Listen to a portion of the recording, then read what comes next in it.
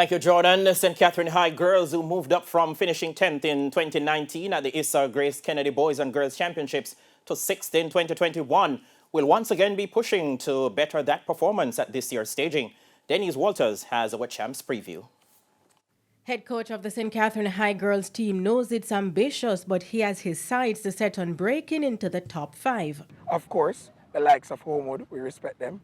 There, they have very good units, very good coaching staff, very good support system.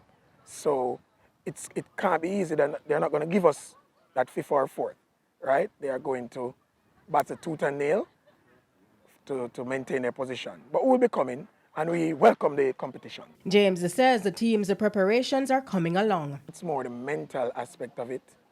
The girls are physically ready. I think that tactically they're also ready. They have been executing in training. 95% of the team has been doing personal best.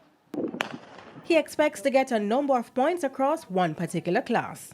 We are very strong in the class 2, all across class 2, sprints, hurdles, 800, where we have the vice captain, co-captain, Kitania Headley. And in the hurdles, we have Asharia Hewlett, who is a great prospect for even the national team.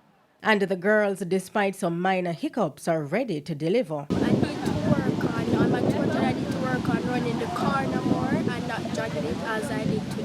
I have encountered some challenges, which has done nothing but push me and motivate me. Simple things like, let me not say simple, but things such as technical challenges, minor injuries. Live coverage of the Issa Grace Kennedy Boys and Girls Athletics Championships can be seen on TVJ, TVJSN, and OneSpotMedia.com. Radio coverage will be on Hits 92 FM. Denise Walters for TVJ Sports.